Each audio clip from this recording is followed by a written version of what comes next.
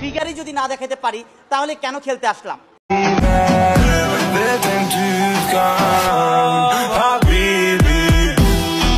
আপনারা জানেন যে আমাদের দেশে একটি সেলিব্রিটি লিগ নামে ক্রিকেট লিগ হচ্ছে।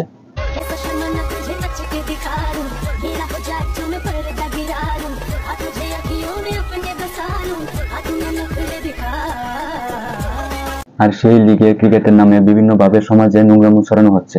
আমি বিভিন্ন ক্লাবে গেলে তখন তো সবাই আমার দিকেই তাকিয়ে থাকে। এই মাত্র একটা সমস্যা না, খেলা হচ্ছে না, খেলা নিচ্ছেন না।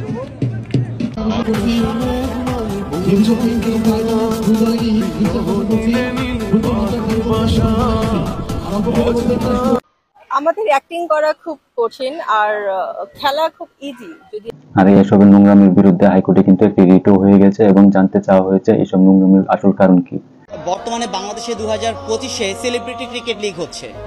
এই সেলিব্রিটি ক্রিকেট লিগে আমরা প্রায় সময় দেখেছি এবং কি ছোট ছোট ক্লিপে দেখেছি যে অশ্লীলতা ছড়িয়ে পড়ছে। এই ক্রিকেট লিগগুলোকে কিন্তু আমরা দেখেছি ভারতে, পাকিস্তানে, শ্রীলঙ্কায় ক্রিকেট লিগ হয়, কিন্তু এভাবে অশ্লীলতা ছড়ায় না। কিন্তু দেখেন, রিসেন্টলি আমরা একটা ভিডিও পেলাম যে এখানে শাম্মী ইসলাম নীলা নাম এবং সিনথিয়া ইয়াসমিন মারিয়ামি, তারা এক্স্যাক্টলি কিন্তু অশ্লীলতাটাকে তারা প্রাধান্য দিচ্ছে, ক্রিকেট খেলাকে প্রাধান্য দিচ্ছে না। যেহেতু বর্তমানে বাংলাদেশের এই ক্রিকেট লিগটা হলো যে সবচেয়ে ডিমান্ডেবল একটা জিনিস এবং বাংলাদেশের একদম শিশু থেকে শুরু করে বয়োজ্যেষ্ঠ সবাই কিন্তু ক্রিকেটটাকে পছন্দ করে।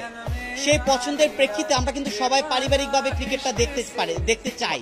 কিন্তু এই সেলিব্রিটি ক্রিকেট লিগ 2025 নামে যে অশ্লীলতা ছড়িয়ে পড়ছে, মান ইজ্জত নষ্ট হচ্ছে। কারণ এই ক্রিকেটের নামে একটা মেয়ে আছে এখানে, আপনারা সবাই জানেন মারিয়ামি, উনি এক্স্যাক্টলি ক্রিকেট খেলতে গিয়ে একটা অশ্লীল ড্রেস পরে উনি নিজেকে শো আপ করছে এবং উনি বলছে যদি ফিগারই যদি না দেখাতে পারি তাহলে কেন খেলতে আসলাম।